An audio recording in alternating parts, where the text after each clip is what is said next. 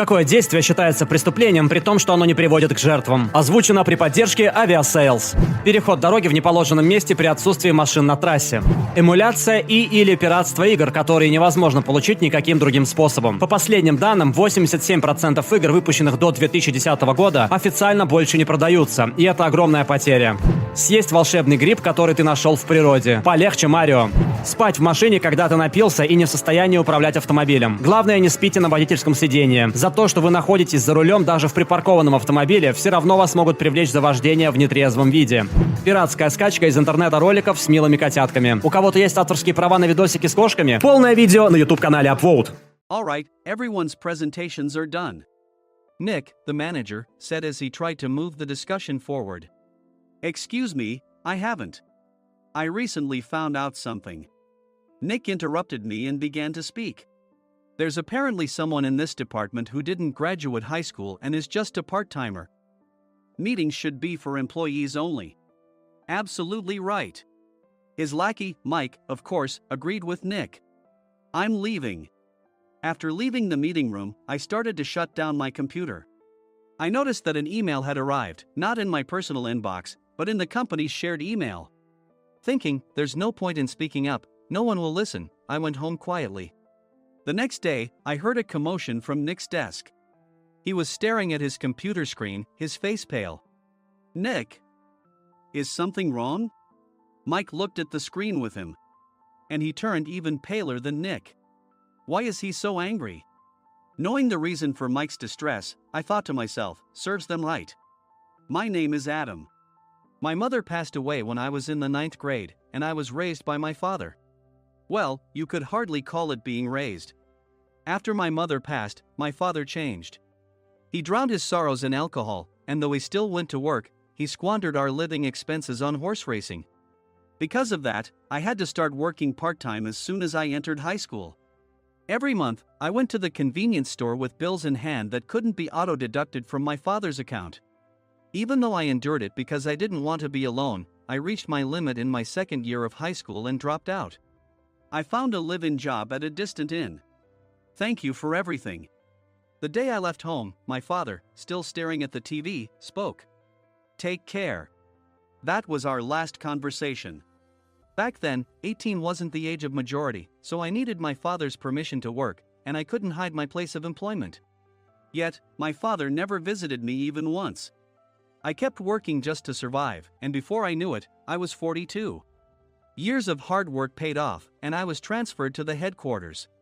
I was thrilled to be recognized by the company, as I thought I'd be working in the field until retirement due to my lack of formal education. Listen up. Our work can change the future of our employees. Don't drag us down.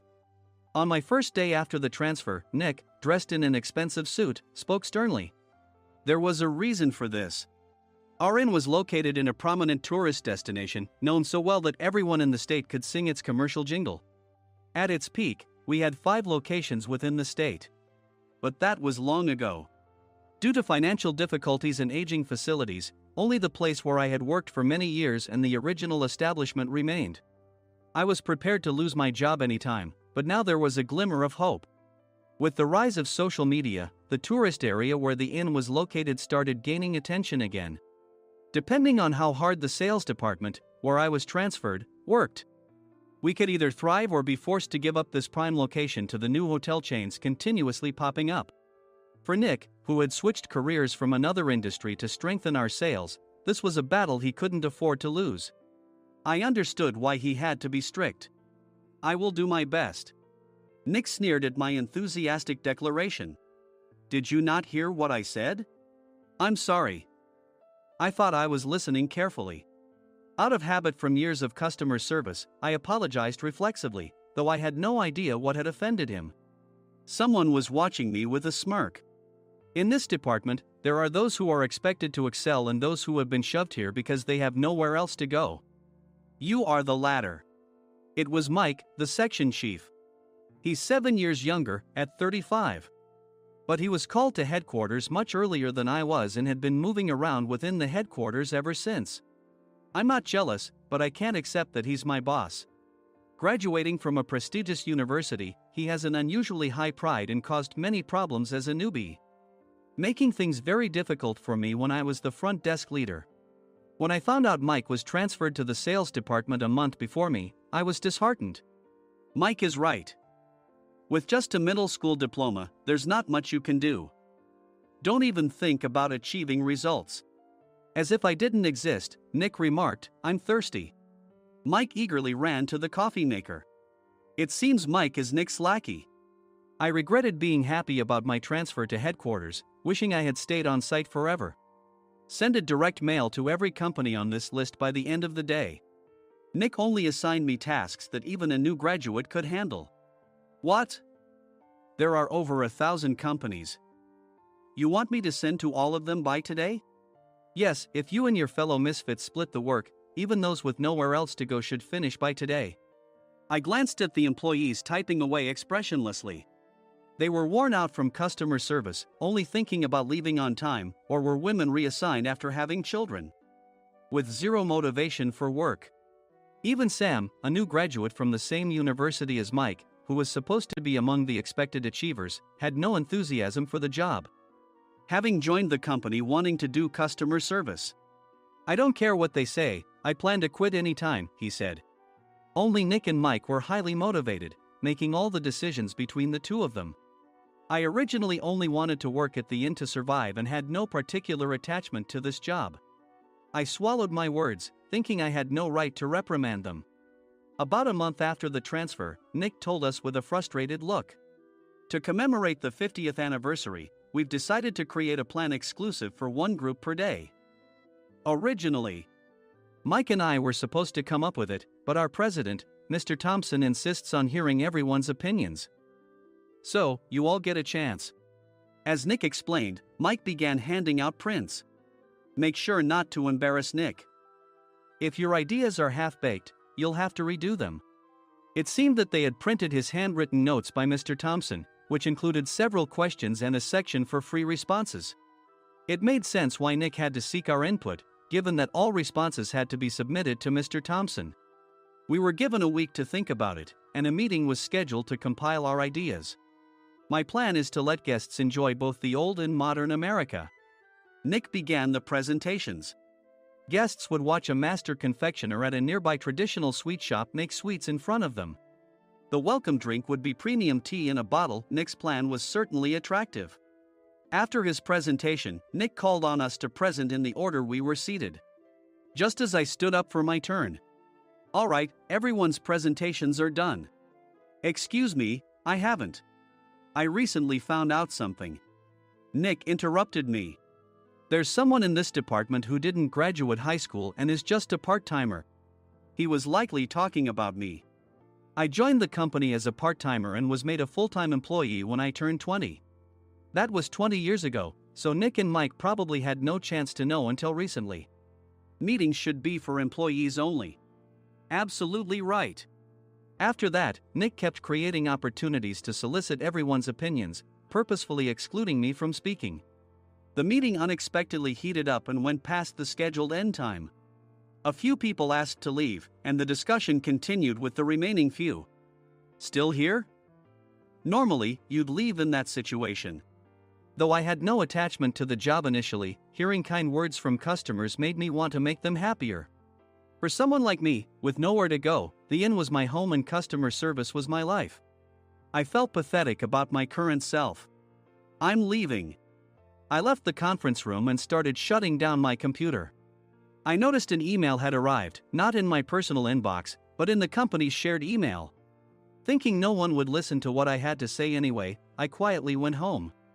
The next day, while preparing the DM as instructed, I heard a commotion from Nick's desk. In his haste to stand up, he hit his knee on the desk. He stared at his computer screen, his face pale. "Nick, what's wrong?" Mike, thinking he should be the first to rush over, approached Nick while still wearing his coat. He peered at the screen with Nick. And he turned even paler than Nick. Why is he so angry? Who is responsible for this company? Nick, more irritated than ever, asked, and Mike answered without checking. Probably Sam. Sam wasn't there because he was attending a morning training session for new hires. Nick gave up on getting angry and returned his gaze to the screen. They were looking at an email that arrived right after the end of the working day yesterday. Apparently, no one, including me, had checked it before leaving. The email was from a large company that used us for their annual employee trips. The president and executives of that company also frequently used our services personally. President of the company, Mr. Mason himself, had declared that neither he nor his company would ever use our services again. Well, some companies cancel their employee trips or stop using our services due to financial struggles. Let's just move on. Mike kept wiping the sweat from his forehead with a handkerchief. Knowing why Mike was so agitated, I quietly watched their interaction. Do you know how much revenue we get from that company? We can find other guests to fill the rooms, but we'll lose the banquet costs, gift shop revenue, rental car fees, and more. Moreover, the gifts were supposed to be prepared by the traditional confectionery shop involved in Nick's proposed plan. If it's known that we incurred such a huge loss at this critical time, Nick's position in the company would be jeopardized. Nick took a deep breath, seemingly trying to calm himself. All right, Mike. Go to New York right now and apologize to Mr. Mason. What? You're coming with me, right? I have urgent work to do. I trust you, which is why I'm entrusting this to you. Please. Mike, believing Nick's sincerity, agreed with a determined look on his face, saying, yes. That's Nick for you. Even if Mike went to apologize, Nick would shift all the blame onto him if the client didn't change their mind. Well, it was Mike's fault to begin with, so it served him right. About 3 hours later, Sam answered a call from somewhere and repeatedly apologized, saying, I'm very sorry. Everyone watched to see what was happening. After ending the call, he informed Nick with a weary tone. When Mike arrived at the client's company, he only made things worse, further infuriating Mr. Mason. He was demanding, get his boss here immediately. It was no wonder Sam was exhausted, dealing with such a call right after returning from training. What is that idiot doing? All right, Adam, you're coming with me. If sacrificing Mike didn't work, then I must be next. Normally, I'd want to refuse at all costs, but I saw an opportunity in this situation. If I can be of assistance, I'd be happy to join you. I obediently followed Nick, and we flew to New York. When we introduced ourselves at the reception, it became clear how serious the situation was, as the receptionist personally escorted us to the president's office. Angry voices leaked through the door, making both Nick and me uneasy. Excuse me. I'm Nick, the supervisor. I understand my subordinate has caused you trouble, and I deeply apologize. Nick, with his experience in the corporate world, knew enough to offer an apology before excuses. However, his customer service skills left much to be desired. I sighed as I saw Mike trembling like a small dog in the corner of the room. What kind of training are you giving your subordinates? Mr. Mason glared at Nick with a red face. The intensity of his gaze made even Nick take a step back. Regrettably, I joined this company only 2 years ago and was unaware of Mike's issues. I should have identified his shortcomings sooner. Indeed. I should have realized sooner. No sensible person would come to apologize and then give a lengthy presentation on the drawbacks of not using their in. Nick froze, his mouth slightly open. Suspecting the worst, I picked up the documents that had fallen to the floor. It seemed Mike hastily prepared these documents on the plane, listing the disadvantages. Disadvantage 1: if you change the venue for the company trip, employees might suspect it's for cost-cutting reasons, leading to a negative impression. Reading it aloud half-jokingly, Nick snatched the papers from my hand and checked the contents with a furious expression. Among the stack of documents was a receipt from a nearby convenience store's copy machine. I felt a pang of dread, hoping he hadn't shown the receipt as well. What do you think he said when I asked what kind of nerve he had to do this? I'm very sorry. Faced with the dire situation, Nick must have thought there was nothing left to do but apologize. In a voice smaller than I'd ever heard from him, he uttered words of apology. He said, I'm a Harvard graduate. I don't believe I said anything wrong. Mike, what have you done? Forgetting his plan to pin the blame on Mike, Nick yelled loudly, even in front of Mr. Mason. I didn't do anything wrong. You're still saying that? Look at him. Mike pointed at me with a shaking hand. I was assigned to headquarters in my 20s and now I'm a section chief. This guy only made it to headquarters at 42. Everything I've done proves I was right. So why are we losing the contract? Having said his piece, Mike collapsed to the floor. Of course. You were sent there because you had nowhere else to go. Mike never expected to hear such words from someone he looked down upon. He lunged at me, and Nick hurriedly stepped in to stop him. Mr. Thompson told me Mike is a quick thinker, and to take good care of him. There's no way he was pushed aside.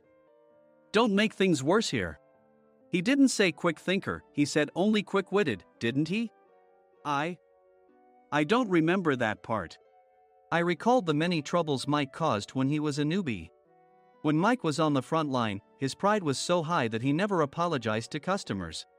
Customer service, especially in our job, doesn't work alone. It brings both good and bad situations. If the front staff or housekeepers made mistakes, or the cleaning company didn't properly clean a room, one had to apologize to the customers regardless of personal fault. Mike, in such situations, would never apologize, insisting he wasn't at fault. This often angered customers, and as the front desk leader, I frequently had to apologize on his behalf. He caused complaints and disrupted operations, which is why he was quickly moved to headquarters. In departments where he didn't interact directly with customers, his quick thinking was beneficial and things went well. But it seemed his flaws were starting to show. Corporate reservations are supposed to be entered into the system by the sales representative. But a quick check yesterday revealed that more than 10 items were missing from the client's reservation. The handover document clearly stated what needed to be prepared. Why didn't you enter it into the system? Why do we have to give them special treatment? Filling rooms near the banquet hall, setting up all the food in advance. Specifying the brand of wine, they're too demanding. No wonder he always angered customers, I thought, feeling a headache coming on. Grouping them in rooms near the banquet hall is for our benefit too. It makes it easier for the staff to set up beds and serve breakfast since everyone's schedule is synchronized. As for the other requests, Mr. Mason suggested them to lighten our load. I didn't know that. Nick finally seemed to realize that Mike was the one who had angered the client. What did you say to them? I just told them we wouldn't give them special treatment anymore. We shouldn't waste effort on things that don't bring in money. I was utterly exasperated at his lack of understanding of customer service. Of course, we shouldn't comply with unreasonable demands. But carrying over successful practices from past stays makes customers feel remembered and enhances their experience. Good memories encourage repeat visits. That's part of our job. I looked down at Mike, who was sitting on the floor. In our job, nothing is a waste. Mr. Thompson likely moved you to the sales department, hoping you'd finally understand this. How do you think he feels now that you failed to meet his expectations? Mike, tears in his eyes, fled the president's office. I was amazed he still hadn't apologized. You have it tough, Adam. It's okay, we're all employees of the same company. I deeply apologize for this disrespectful incident. Especially after all the care you've shown us. If it weren't for you, Adam, I really would have stopped staying here. When I heard you were moving to the sales department, I was willing to reconsider if you handled it. Seeing us talk so amicably, Nick's face contorted. Do you two know each other? Adam's service is excellent. I always requested him specifically. Normally, we don't accept specific staff requests, but we made an exception for Mr. Mason, adjusting my shifts accordingly. He had personally stayed at our hotel just before my transfer, and during casual conversation, I mentioned, I'm moving to the sales department soon. If I hadn't told him then, things could have been much worse. Please continue to take care of us. I look forward to it. On the return flight, Nick awkwardly offered me a can of beer. It's still working hours. Of course, I had no intention of forgiving him for a single beer. Nick might try to pin everything on Mike and avoid any consequences. While pondering this, a startling fact came to light. Nick, the tea bottles for the plan have arrived. I handed Nick a bottle labeled with our inn's name. They look good. What are you talking about? These are plastic bottles. I had assumed we would use the trendy, high-end bottling tea. But what arrived were ordinary plastic bottles of tea with customized labels. The only unique aspect was the label, which had the inn's name, making it look customized. Upon further investigation, I discovered that a substantial amount of money was set to be paid to the tea company. It was priced like bottling tea. Does this plastic bottle really cost $100 each? The tea inside is specially blended for us. The extra cost is for that. Wouldn't it be better to use another tea company? Or is there a specific reason we must use this one?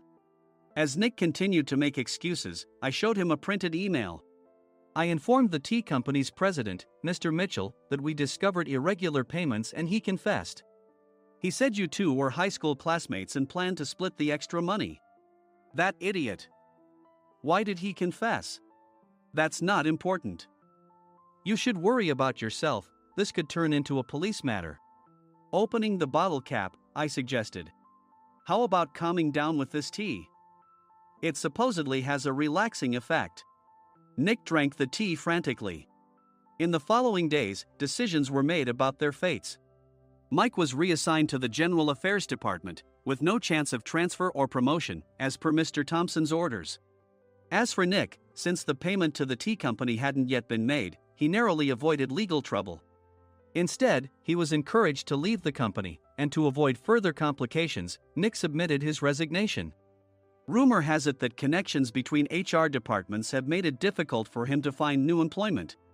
Even though it was good to have those two gone, something unexpected happened in the sales department. Everyone became motivated and united in refining the 50th anniversary plan.